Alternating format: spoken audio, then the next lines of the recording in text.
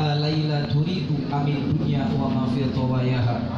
Wahai Qais, jika engkau disuruh memilih antara dunia, antara Laila beserta dunia dengan seisinya, mana yang akan kau pilih? Apa jawab Qais? La ghubaru li'aliha ahabbu ilayya wa asfali balwaha. Debu yang menempel di sendal Laila itu lebih aku cintai daripada dunia beserta isinya. Pernah satu ketika kisah cinta Qais dan Laila ini tidak direstui oleh kedua orang tuanya. Jadi satu ketika keluarga Laila mengadakan pesta. Jadi adat yang ada di kota Baghdad itu kalau orang melaksanakan pesta, maka yang memberikan piring makanannya adalah anak perempuan keluarga tersebut. Kebenaran yang mengadakan pesta adalah orang tuanya Laila dan Laila anak perempuannya. Laila yang memberikan piring kepada semua para tamu undangan. Ketika itu Qais tidak diundang karena orang tuanya Laila benci dengan Qais. Tapi Qais tetap datang karena dia ingin melihat Laila. Ketika itu Qais ikut berbaris bersama para tamu undangan ingin mengambil piring yang disuguhkan oleh Laila. Semua para tamu undangan piringnya diberikan oleh Laila. Tetapi ketika Qais sampai di hadapan Laila, piring itu bukan diberikan oleh Laila, tetapi malah dipecahkan oleh Laila. Ketika piring itu dipecahkan Laila, Qais kembali lagi. Dia muter lagi, berbaris lagi paling belakang. Ketika sampai di hadapan Laila, piring itu pun dipecahkan lagi oleh Laila. Sampai bolak-balik 3 kali Qais seperti itu. Orang tua Laila yang melihatnya senang.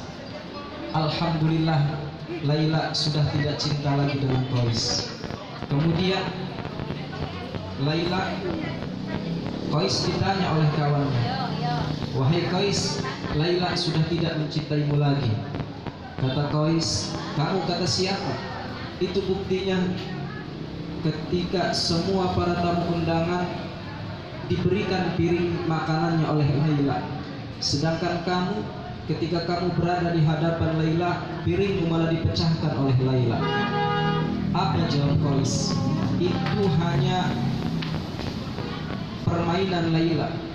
Dia sengaja memecahkan piringnya agar aku bisa muter ikut berbaris di barisan yang paling belakang, agar aku dengan Laila bisa berpandangan lebih lama lagi. Dari kisah ini hikmah yang dapat kita ambil adalah ketika kita meminta kepada Allah, ketika kita berdoa kepada Allah, kita jangan pernah merasa putus asa dari rahmat Allah. Apapun yang kita minta, apapun yang kita inginkan kepada Allah, jika itu belum dikabulkan oleh Allah, maka kita jangan pernah merasa putus asa atas rahmat Allah. Karena Nabi pernah mengatakan, orang yang durhaka yang masih mengharapkan rahmat Allah itu lebih dekat oleh Allah, lebih dekat dengan Allah daripada orang yang ahli ibadah tapi suka buat putus asa. Pada zaman Nabi Musa alaihissalam, ada seorang pemuda yang meninggal dunia. Seorang pemuda meninggal dunia, jenazahnya ini dia dibuang oleh para penduduk kampung karena para penduduk kampung membenci seorang laki-laki ini. Satu ketika Nabi Musa diwahyukan oleh Allah, wahai Musa, di satu kampung ada seseorang laki-laki yang meninggal dunia. Dia jenazahnya tidak dimandikan, tidak dikuburkan, dia dibuang di tempat sampah. Sesungguhnya laki-laki itu adalah waliullah, sesungguhnya lelaki itu adalah kekasihku, kata Allah. Kemudian Nabi Musa pergi ke kampung tersebut. Sesampainya di kampung tersebut, Nabi Musa bertanya mengenai laki-laki yang meninggal dunia tersebut. Kata para penduduk kampung, memang di sini ada seorang laki-laki yang meninggal dunia. Dia suka melakukan dosa, dia suka berzina, dia suka mabuk. Kami benci dengan dia karena dia durhaka, karena dia melakukan kefasikan yang amat nyata. Kemudian kata Nabi Musa, di mana jenazahnya? Itu ada di tempat sampah. Tunjukkan aku. Ditunjukkanlah ketika sampai di tempat sampah. Nabi Musa melihat jenazah laki-laki tersebut terbujur kaku. Nabi Musa bermunajat kepada Allah, Ilahi ya Rabb, amartani bidafnihi wa sholli alaihi. Engkau memerintahkan aku untuk menguburkan dan mensolatkan jenazahnya. Wa qaumuhu yashhaduna alaihi syarrun. Sedangkan para kaumnya, sedangkan para penduduknya menyaksikan keburukannya.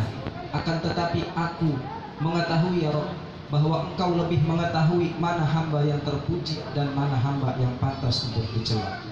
Kemudian Allah Subhanahu wa ta'ala berfirman kepada Nabi Musa, wahai Musa, memang benar apa yang dikatakan oleh orang kampung tersebut.